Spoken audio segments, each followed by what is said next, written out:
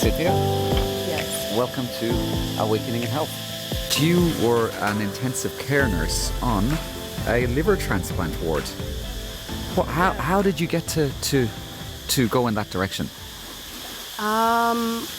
Well, it was practicality. Actually, I have a Chinese mother, and it was all about like finding a job that you could have stability financially and so forth. But I wanted a certain amount of freedom. It was always my dream to travel and see the world, which unfortunately, it hadn't really worked out that way. But that's why I picked nursing. Also, I was always interested in the sciences. Originally, I was looking into engineering, and I was thinking of going into biomedical engineering and robotics, but Canada doesn't really have so many options for that sort of thing. So I did nursing just as a means where you can find a job pretty much anywhere. You'd have a lot of freedom. But quickly, the job ended up, I just found myself, going onto a pretty intensive floor, liver transplant, and it kind of just sucked me in. Like that became like everything, because you're working 12-hour shifts, 3 shifts in a row, 2 days off. It's a lot. And when you're young, you don't want to, fail, and you don't want to say like, hey, this is really crazy. This is even, questionably ethical with some of the policies that were being done on the floor in terms of prevention, as well as like, how they were addressing these issues. And it just kept repeating and repeating. But when you're young, you just want to try to do the best you can and be successful at what you do. You want to feel like you can, overcome those challenges. So it was not a coincidence that our floor had a lot of young nurses for that reason, because the head nurse was aware of that. And then I ended up saying, like, I can't work on this floor anymore, but there was still like the ego part of me, and I was like, well, I don't want to go a step down now, even though that wasn't really what I wanted. But at the same time, I was like, I wanted to feel like I was accomplishing something, and I didn't like that I was leaving the floor because of basically saying I don't think it can work. I still felt that somehow I was a failure in that, which is totally not true. It was a hopeless situation. It had to be changed from the top down. But so I went into ICU trauma, which, funny enough, was still like, it was way easier in the sense that we had way more resources and help.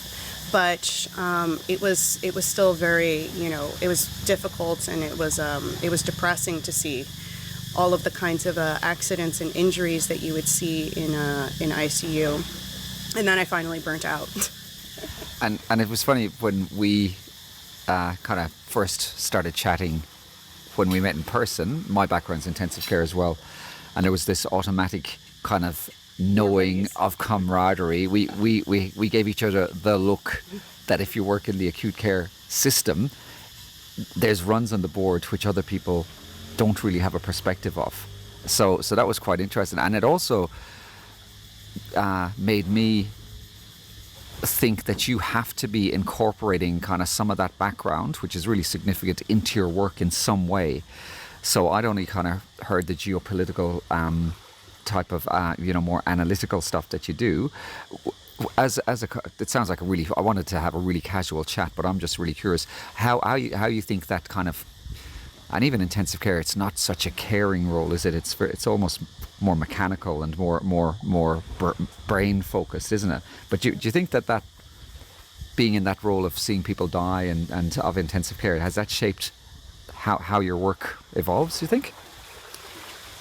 Well, intensive care, yeah, it's like you never get to talk to the patient because they're sedated, and you never get to see how the patient does, right? Because they're just sent to the floor, and you never know if you actually helped them ultimately on the way to recovery or not. So that was at least one thing that was nice with the liver transplant, is that you could see whether the person could get well enough to go back home.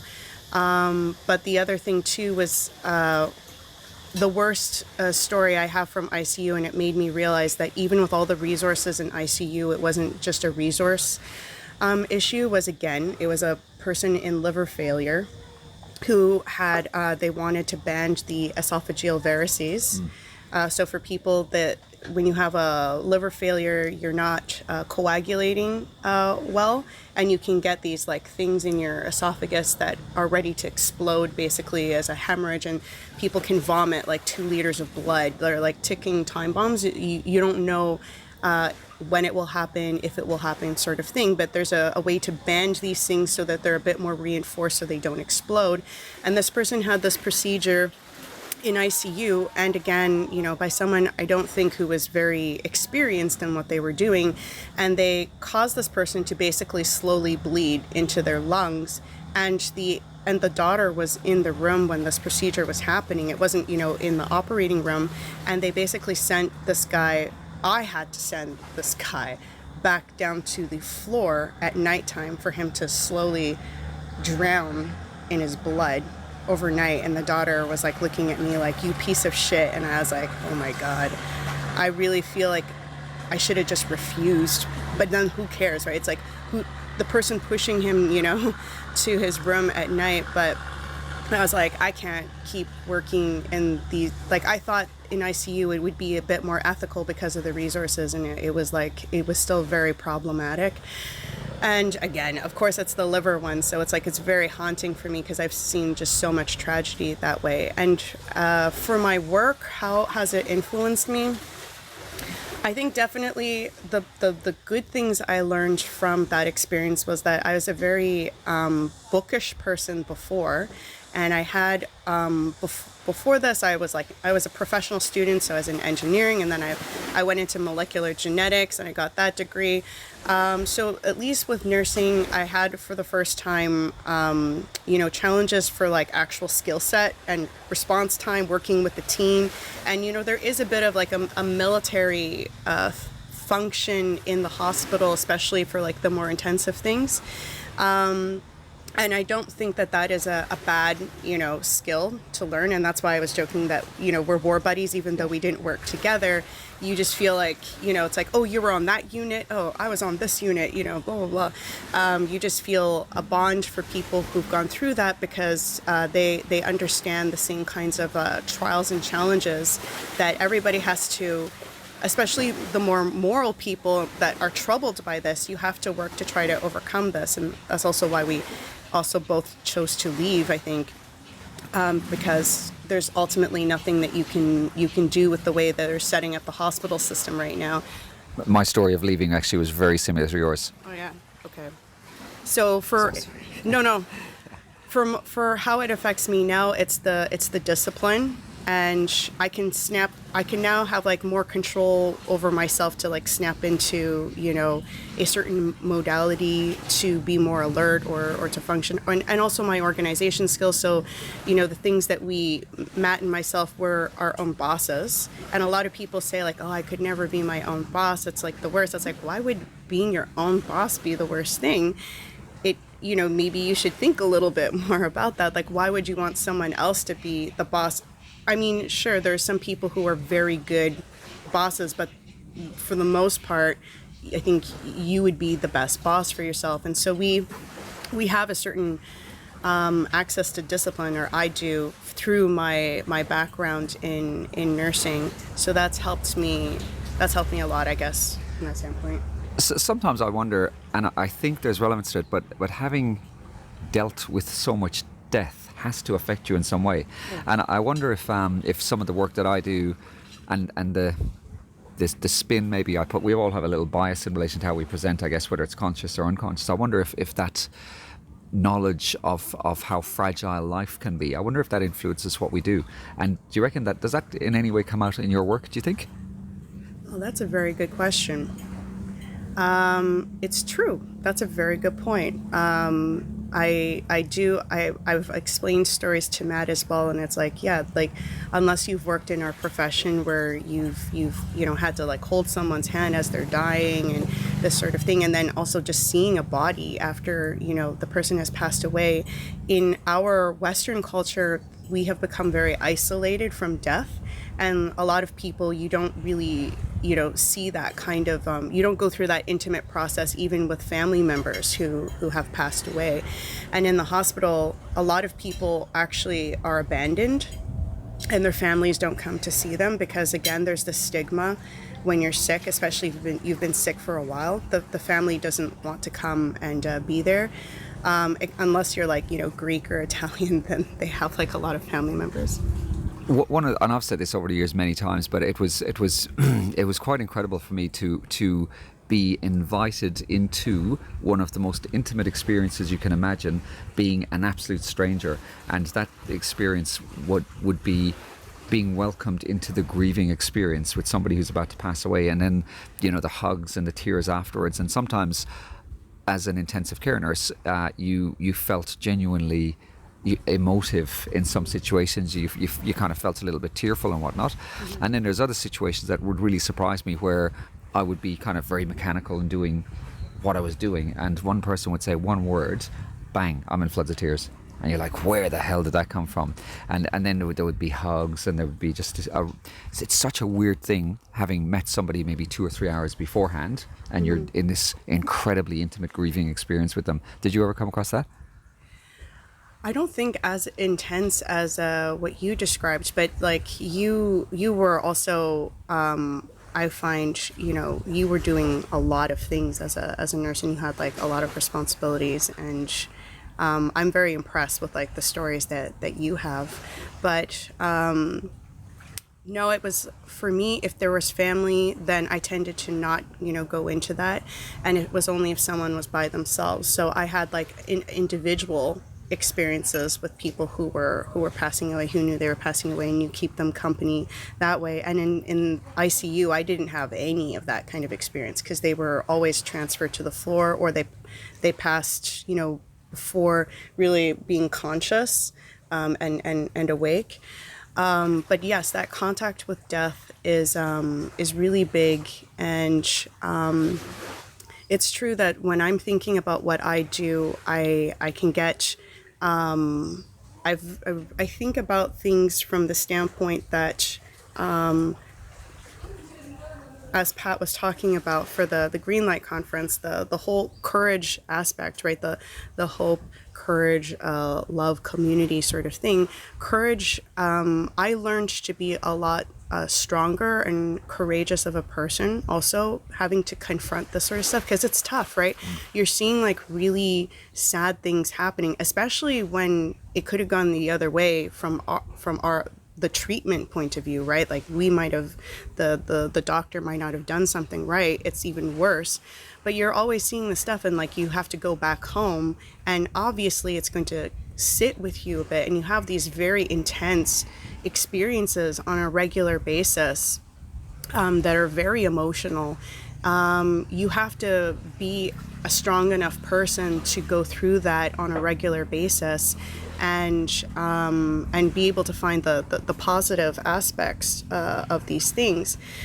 So I find that in my work now, I do have, I think, a lot more courage and strength from those kinds of experiences, and I really care about people in like a very sensitive way as well. I think, I get very, when you hear about the stuff that goes on in other parts of the world and the kinds of injustices, for me, it's like, it's not, just, I guess, a picture or an image, just like, I don't know. I feel that it's like a lot more real, because I guess part of it is just having the experience of so much death and tragedy that when you see other parts of the world going through something on such a mass scale, I really feel for them.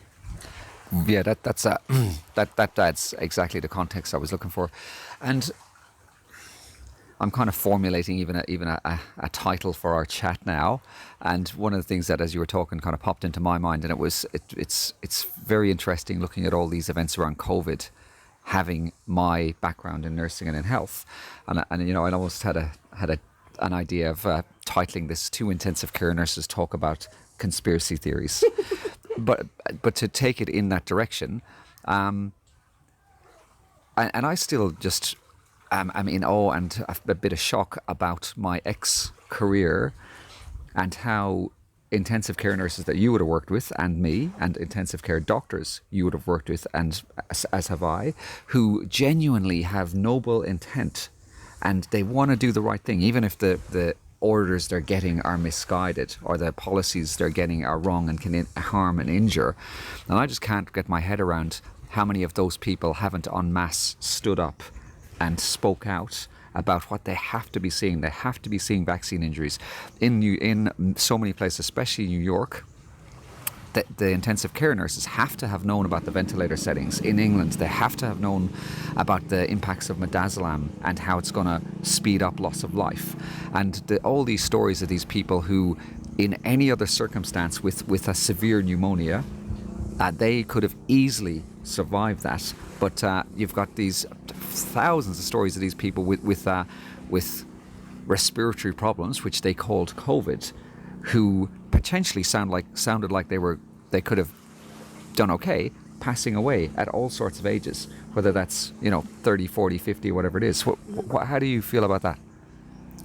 About just that more people that we know and that we used to work with, why the hell aren't they just going, hell, this is incredible, this is wrong, we are going to speak out and say there's a problem here? Well, I was shocked at how the rules of the medical system kind of just took a flip and changed overnight. And for instance, masks. Yeah. You're never supposed to wear a mask for someone who is supposed to have a viral infection. So first of all, if it's considered serious, you should be in a negative pressure room. Yeah. But you were supposed to have the fitted mask. Now I'm forgetting what they're called. The N95? Yeah, the N95 fitted mask. So every nurse is supposed to be properly fitted. You have these this kind of gas that you can see if it's coming out of the mask, and you're properly fitted in case that there's a serious situation like Ebola or something like that, or tuberculosis. And our hospital system was already really bad with cases of tuberculosis. You're supposed to be in a negative pressure room.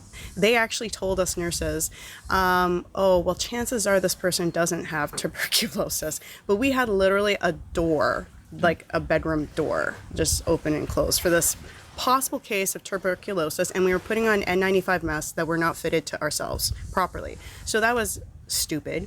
And when Ebola also was a possibility for hitting Montreal, I was in ICU at the time, so we were going to be the first ones to receive the Ebola patients through emergency. And ICU, the two rooms were made as negative pressure rooms, but they don't work apparently. So the plan was, we're just going to have sliding doors, and you're going to put on these paper things, and you're going to go treat the Ebola patient. And of course, all of the nurses, especially the nurses who had children, was like, fuck that, I'm not going to work then. There was already this very hypocritical mentality. It's like, if you really didn't want this thing to explode as an infection, why not have functioning negative pressure rooms? This is the main ICU trauma in Montreal. And we don't have negative pressure rooms, right? Or when Ebola was a big thing, they had actually helicoptered people to where level 4 hospitals were supposed to be, only to find out that there weren't it had been shut down so many years later. But okay, so I've got a solution for that. It's really easy, and I reckon that if we got some really flimsy paper masks made in India on the floor, and we call them sterile, and we say they block viruses, even though the holes in the masks are about 200 times bigger than the size of the so-called virus. Why can't we just put these things on our faces? And I know that we get viruses through our eyes, but maybe there's a magic kind of halo kind of, super thing that can stop the viruses going here and just all collect on the mask. Hang on, let me think this out. I'm sure there's logic that I'm missing here, Cynthia. Can you help me with that? And I agree with you. Overall, so this was the policy before COVID. It still doesn't make any sense, right? But that was the policy before COVID. Then when COVID hit, it got even more absurd, right? Where it was just wear normal masks, and that's somehow going to protect you against what is supposed to be a viral infection. Again, that was something that no one ever thought. The reason why someone wears a mask when they're sick or in the OR, it's for the droplets. So if you're coughing or whatever, it's trapping the droplets so that you're minimizing, transfer. And protecting you from splashes should that happen. And protecting you from splashes as well. So there were like really simple things like that all of a sudden people were like, no, this is what they're saying. Yeah. Almost like, because I had friends that I kept in touch with after I left the liver transplant floor who were younger than me as well. So when I say younger, I feel, you're a bit more malleable, when you're younger. And I swear, every time I met them, like in about 3-month periods, they were forgetting the things that they thought were rules and thoughts. And then I would meet them again in 3 months and again in 3 months. And they were always morphing and morphing with no reference point to how they were thinking before. And so it made me realize, obviously, as we were discussing, there were so many clear problems with the medical system, and that's why I left. But this showed the level of, there was actually no knowledge. There was such a disparity of real knowledge, and I think that is what the COVID crisis has shown, is that most of these people, anyone who flips like that, it goes to show they don't actually know anything, because how can the rules be flipped like that and you don't even have a reason? Just because they said so, just because we were told, that's not good enough, is it? In a career where we are meant to be critical thinkers, where we have to go through periodically these processes where, recognition of not RPL, sorry, where you have to validate that you're studying regularly and you're keeping up to date with research and performance appraisals. All these nurses in these specialities have to be doing this. So that dichotomy for me, where we're almost being treated in the same way as the medical profession, to elevate our position as nurses, it just makes a joke of the whole lot when I can say to somebody, hey, remember, even if you're one of your first year student, we were told what masks are meant to do, and now as a so-called senior health professional, you are enforcing an absolutely fucking ludicrous policy. And to that extent, doctors were also doing this. So if there's any medical people, intensive care nurses, doctors looking at this, and you're still doing that, you need to have a long, hard, cold look at yourselves and snap out of the friggin' hypnosis. Yeah, and increasingly they're moving in a direction now where even doctors are not supposed to be critical thinkers. Yeah. And, there are places in the States that I think it's, expanding into Canada at this point, where it's just all algorithms. And so what you decide to prescribe to the patient is just based off of the algorithm. Yeah. So the doctor is now becoming a technician. They're like less and less critical thinkers that's happening. And yeah, there was a few cases on the transplant floor, which now I don't have like clear memories of them, but there would just be like a rule of and it's very logic based, right? It's like, okay, if this situation A, then do this, and situation and then do step 2 and yada yada and reassess but there were situations where it's like the patient can talk to you. Why are you not talking to the patient? So that sometimes even nurses were doing this. Doctors usually are the most guilty of this sort of thing, but increasingly that's what we have now, is that the doctors feel they don't need to see the patient. They just need to look at the data in the computer for like the x-rays or the CT scans or the blood work, and they don't talk to the patient. There was a case in ICU where one of the educators was she saw a young doctor, because again, the young doctors are very brainwashed. They're very different from the older generation, which they also have a lot of problems. But she was talking to a family member for a patient that was sitting, in the room, and in ICU the walls are transparent. So the patient could, even see her on the phone, and she's trying to reach a family member to know what his level of care would be. The level of care is, if something bad happens, you decide, whether you want to be intubated or, and so forth. And so the educator is like, why are you on the phone with this person's relative? The patient is awake, sitting on the side of the bed. Go talk to them. And the doctor actually said, but he's old. So there's like this weird now because again, we were talking about death, and like death is a normal process, but there is this problem where families in the West, by the way, Thailand, what a refreshing culture. So family oriented and so caring and loving and respectful to everybody. I forgot my purse at a bar the other night, and I kind of felt pretty reassured that nobody was going to take it because it's that nice of a culture here. But in the West, we are increasingly grandparents are being left. I mean, COVID was again further reinforced that kind of treatment where we are afraid of death. We think that death is something almost polluting, or it's like a stigmatized thing. It's like you have a sickness, you have death around you, which is really unhealthy, because I think that was one of the central problems around COVID, was that people didn't have a healthy relationship to the concept of death. Absolutely. Because we are all mortal.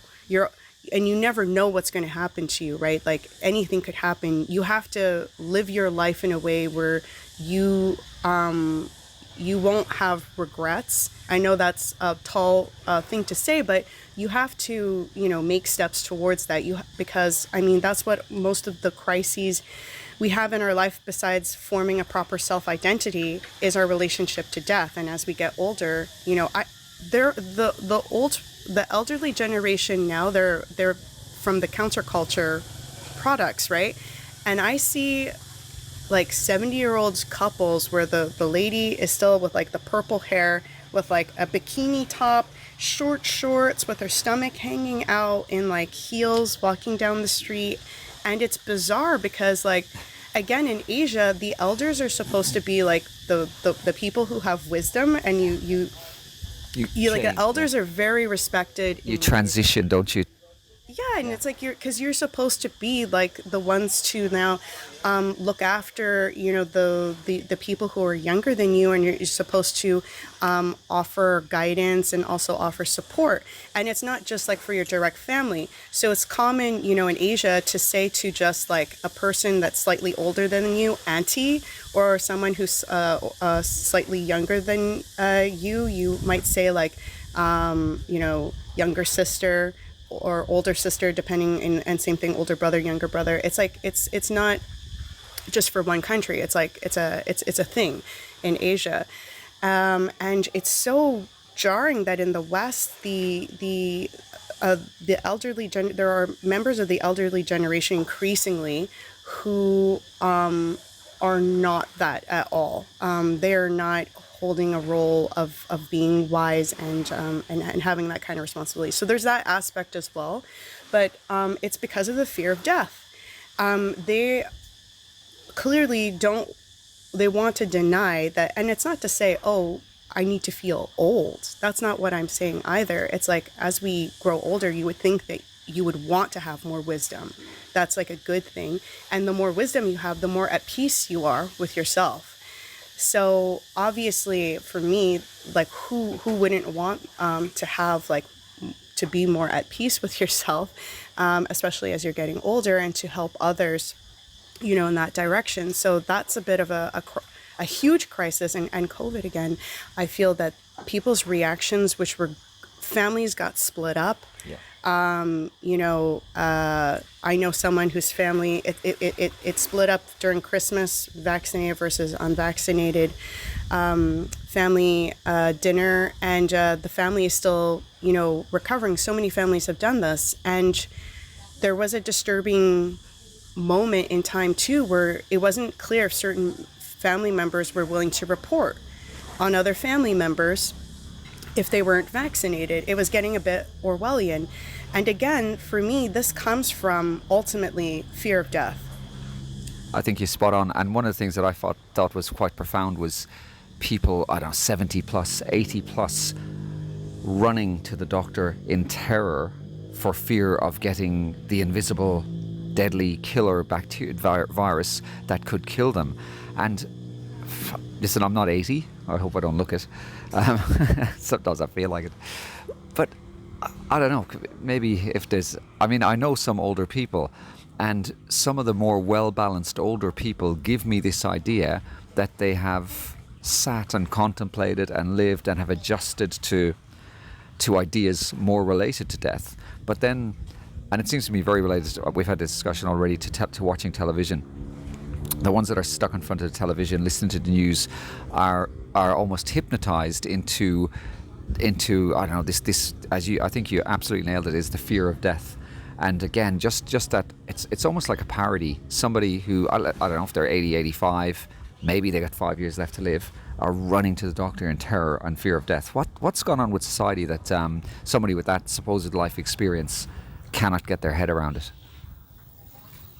Can you frame your question? Yeah, well, I guess it's a comment as opposed to a question, but it's just very surprising that the older generation who are closer to death, a lot of them got terrified of the virus that could kill them. What was that about, do you think?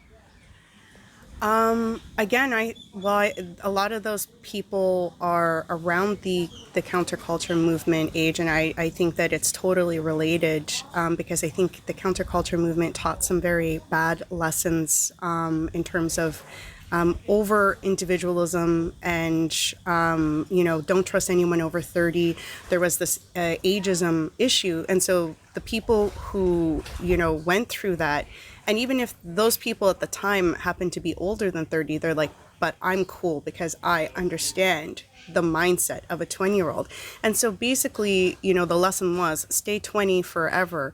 That's like a horrible lesson, and I feel like there's a real crisis from that standpoint, and it has attacked, because of the over individualism, it has also attacked the family and the community, because now you hear it very common, like that people want to set up communities, right, to kind of take back control if they don't like the way that the government is going. But the word community is still being used not so much in terms of like a family orientation, but it's like common-minded people kind of community. It's still a kind of different concept than community if you were to like come to Asia and talk about community. And I think again that Asia in general, I know it's very broad, but it is very pronounced here in Asia, no matter where you go. The whole continent, no matter what country you're looking at, there's been a lot of tragedy, a lot of violence, war that has occurred over the last 100 years, and yet you see that there is this still family orientation and community orientation that it seems cannot be broken. I find that very interesting because, again, first of all, these traditions go back for centuries. They're very old. But I think it's also in the philosophy, of the people, and it's just very ingrained. Which is very good, because even if you go through really, really terrible things, if you have that orientation, the healing process is much quicker, and you can actually, begin to rebuild much faster. Whereas with the West, I think that they have risked losing themselves, like they're lost. There's no foundation.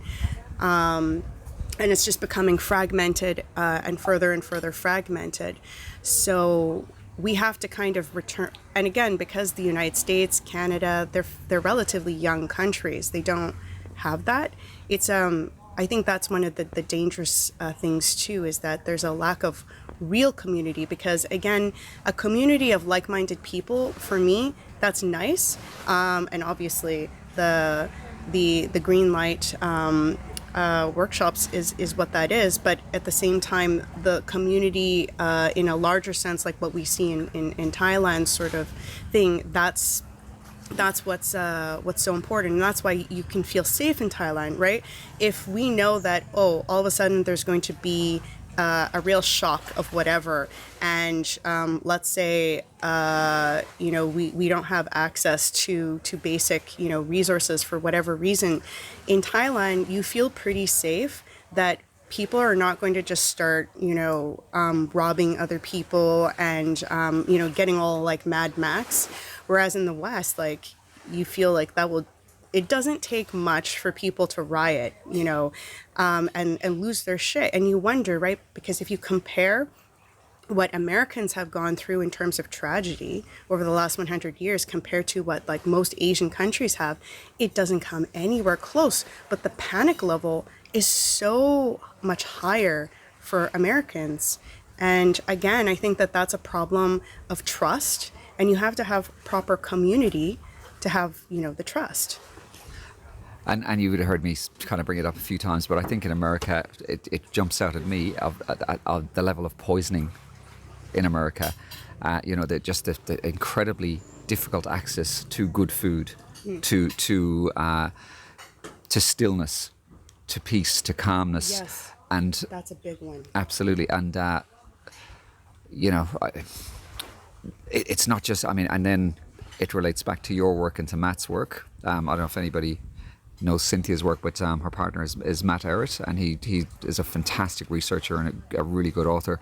But it really points out how what you're saying, you can validate what you're saying, this kind of attack externally on so many important structures, and especially that family structure. And I think in Asia, the level of exposure in general to the younger population of universities is not there. So it seems to me in Asia there's a much smaller cohort of academics and a much larger cohort of non-academics who don't get indoctrinated and brainwashed by these Marxist type philosophies, which often to me seem that they're centered around the destruction of community and the destruction of family.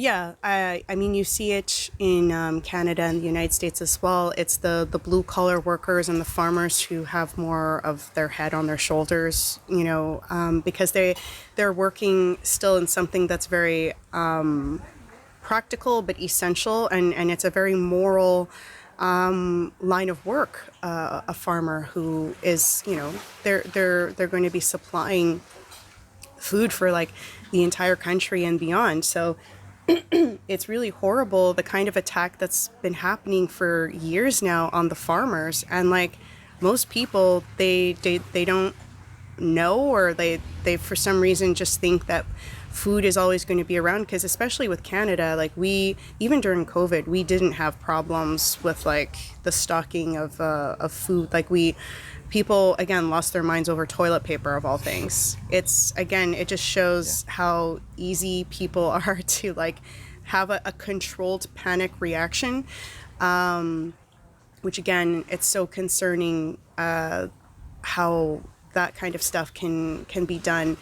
But yeah, and the other thing too that you're talking about for stillness, that is actually very important. And I think that that's why our phones are also an attack on ourselves, because I've noticed, 100%. because I was born before internet, so I have a memory of what life was before internet. The internet was built after 30 years ago, okay, Cynthia?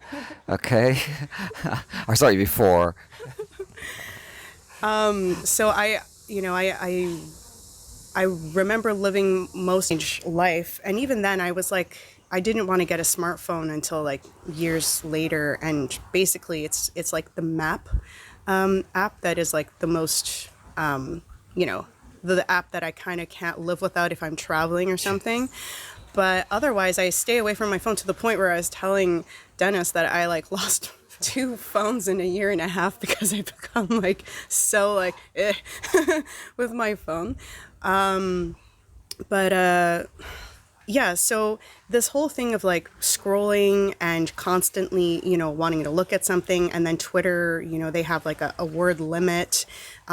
News now, most people actually read just the title of a news article, and the news article tends to only be 2 paragraphs anyway, which you can't get any kind of context. It's like, maybe if you want to get, data for like stocks or something, then okay, but you can't get context of like, hey, this is why a war is happening in this, part of the world. You can't explain that in 2 paragraphs. So it's that binary kind of choice idea. Russia good, Ukraine bad, or vice versa, or these polarized opinions without all that nuance, which is really important. And then it to me is the perfect way of splitting society as well. If you don't like that, you have to like this. In other words, you're now bad also, so now I'm your enemy. And it really takes us a mile away from looking at who the true enemies are. And to my mind, it's the people who you follow the money. It's an old saying, but it's so bloody accurate. I mean, to my mind, all these wars, they are made by the bankers to put the fittest of males through a wood chipping machine, and to use up all the older weapons by killing more of us, and then to have these false premises for money laundering to create new weapons and give their buddies massive amounts of money to the war machine. Definitely the bankers play a major role in it, but I think that it's also at the end of the day, an ideological thing, because once you have so much money that you can't possibly, count, or even spend, in 2 generations, a small fraction of the money, it becomes something more about power and control. But also, it's ideologically centered. And Matt has been doing, especially, I helped him go along that path. Well done. But on, the mystery cults that have been going back, since Babylon, and that there is a lot of that weirdness that has been carried into our world that a lot of people are not aware of. So there's that ideological aspect as well. But I think that the positive part of that is that there are a lot of people in the world now who, because it has mostly been a technique of divide and conquer, right? And color revolutions is always to you take something that is an organic problem within a country and you inflame it. And so there's been a lot of confusion over who is the instigator of what, who is the enemy of what. And if you boil what was already bad blood, people can get so revved on that's a problem, that is everything to me right now, and I will only look at that one issue. And oftentimes these things are done as a distraction, or they're done as a distraction so that the other things can be subverted. So the nuance, the critical thinking is very important. People have to want to take the time, but it's also the amount of time that you're spending on something is going to exercise your mental muscles. So it's like going to the gym. If you don't use your mental muscles, or your memory muscle, you are not going to have a very good memory. So you're more easily controlled as well. You can't remember contradictions as well. So the news could say something 3 months ago and you don't remember that it was said, because you have a poor memory muscle. So these kinds of tricks have clearly done a number on people's ability to communicate as well, because if you're not reading thoughts that take a while to elaborate and form, composition. Back in the day, they used to listen to music that was so much longer, and people could actually remember, parts of a long musical performance. Nowadays, it's very repetitive music that is typically, about 3 to 5 minutes long, but it's also very repetitive. So that's another way as well of attacking the memory. I've noticed a decline in people that I know, their ability to communicate and have a memory of something. There's so many times when someone will start a sentence wanting, you can feel the emotion. They're very passionate. They want to talk about this thing. And then they just get lost in the weeds of their own words, and because they're lacking the ability and vocabulary as well at this point to actually express their own thoughts out loud, and to organize the thoughts enough to actually express them. Because there's a difference when you're in your head and you're thinking about something. You might think oh wow, that was really profound, but then if you were asked, okay, communicate that to someone, then that's when okay, how much did I actually understand of what I thought I did from that experience? Because the communication again shows that you have a certain amount of understanding. Obviously, we can't communicate perfectly, but if you can't do it, it might mean that your thoughts are not that organized, and it's more of an emotional reaction with not enough of like an actual like reasoning. And if it's an emotional reaction, there is, I would say, less understanding. And so you can't actually define ultimately, what is the standard for whatever you are. It's just a bunch of emotional colorings. And even picking apart the building blocks and the rationale as to why that emotion was elicited, it's you almost don't have the capacity or the skills or the wiring, because it's getting so disrupted to actually do that. And I think, there's a load of good points in that observation. Mm-hmm. Okay, change tack. And I think I'm conscious that I'm tying up your time as well. But you told me something very interesting last night, which was that yourself and Matt could easily find yourself living in a place like this. Tell me more about that.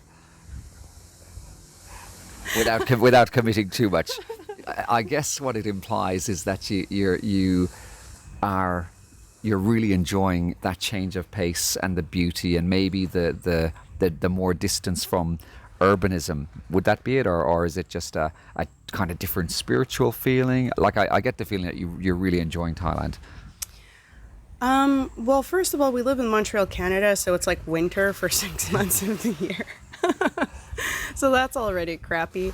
But really, it's a lack of being in touch with nature for me is the number one thing, because actually I find it's so important to have a certain amount of nature around you to kind of create a balance for the spirit, and to always just be in the city, which has been pretty much my whole life. But I had the fortunate experience of living in Vancouver for 10 years, so that at least you don't have to go very far to be in nature in Vancouver, so that was nice. But other than that, I've lived in Edmonton, Alberta, and Montreal, which is mostly just concrete, kind of city. There's parks and everything, but it's not quite the same thing. And you start to feel, I think, an imbalance. Also, you start to feel sick because, by being around a lot more life, I feel that I'm just naturally healing, because I was always in front of the computer for years, and I feel like it's starting to take a toll on my body, and I was starting to feel really sick. And here, just having the air touch you and being in the water, we're already, Matt and myself are already feeling really good, because we arrived here like really feeling, I think, very unhealthy and sick. So that's a very big one, the tranquility. This is, I think, just so important for the soul and what I really crave right now. And then, of course, the people, the community, and the people we've met as well with the Greenlight conference. So, yeah, I think that the community here, I mean, you guys have really gone out of your way to be like super nice to us. So, yeah. You guys are easy to be nice to, I must say. Yeah, it's pretty terrific here, and unfortunately, just like how I left the hospital system, because at a certain point there isn't much you can do without a top-down, change. So I felt bad leaving, but I also was like, me trying to sacrifice this way is not going to help anybody, I feel, at the end of the day, and I'm more likely to actually be an enabler to bad policies. Living in Canada is starting to feel a little bit like, especially, for us, because we write, and we've already upset, certain people. We know that we wouldn't be immune to, like, for instance, there's a bill that's like in the process of being approved or not, where apparently you can be accused of like a hate crime without needing evidence.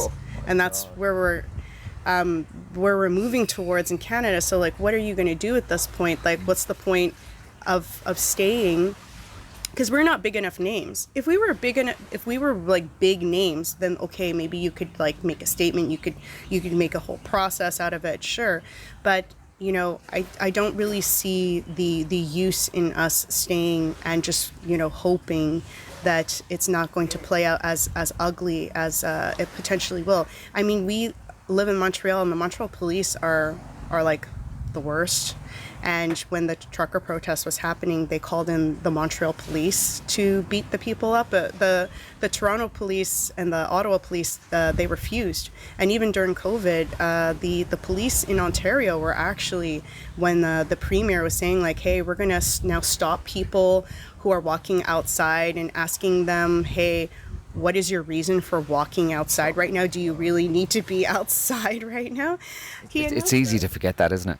Yeah, and like the head of the police actually said in Ontario, the premier never ran this by us, and we refuse to do this. So the Ontario police are actually quite good compared to the Montreal police, but the Montreal police are very scary, and I don't quite know what happened for them to be like so tyrannical, but it's not safe to be living in Montreal. So I'm going to just throw in a tiny little bit of context, but a huge shout out to Patrick Kell, who has an absolutely wonderful cafe in Koh Samui in Thailand called the Greenlight Cafe, and we invited Cynthia Chung and Matt Ehret and Alex Craner to present on topics that they normally talk about. So yeah, Pat, hopefully you'll get to watch this. Wonderful job, mate, for connecting everybody. Also, a shout out to Dr. Eamon McKinney, who's become a very good friend of ours, I think. Mm-hmm. And Cynthia, if you can just, I guess, summarize, I want to just for whoever's watching, tell me about the Rising Tide Foundation, and maybe anything else you want to share, what you're working on, where you'd like people to look, how people can contact you, anything you think is relevant. Okay. The Rising Tide Foundation is a nonprofit organization that I started with my husband, Matt Ehret, and it basically is focusing on East-West cultural, historical, scientific, philosophical teachings, and the point of it being that we first should be reminded of our own traditional heritage in these schools, but to see how they are actually similar with the Eastern schools. And the point of this is that when we understand that there is actually this philosophical union between East and West, I think that will help a lot with the kind of disconnect that's happening today, where there's, I think, a lot of misunderstanding with Eastern schools and philosophy and just like how people live here in general and that sort of thing. There's, I think, a little bit too much of a lack of any kind of understanding or sensitivity to this. So that's very important for avoiding war, but also just encouraging us to actually learn the best from our past and also from others. So that's the goal. It's a very broad program. We also started a documentary series called Escaping Calypso's Island, a journey out of our green delusion. And so we're in 3 episodes now of 6, and people can see it at risingtidefoundation.net. And other than that, people can see my work at Through Glass Darkly Cynthia Chung Substack. And they can look at pretty much all of my work is posted there. Not everything I do is through the Rising Tide. And yeah. Excellent. Cynthia, I can actually genuinely say this, that you've been an absolute pleasure to meet. I'm a little bit sad because we're heading back to Koh Samui today, but I think that our paths are probably going to cross in the future. I'm certainly interested in picking your brain about a few things, in spite of the fact if you're on a different continent, and with a bit of luck, you might actually be back here, and we'll catch up for a couple of more, I don't know, wines or teas or health drinks or whatever in the future. But thank you so much for being generous with your time, Cynthia Chung. Thank you so much, Dennis. And the feeling is likewise. Love it. Awesome.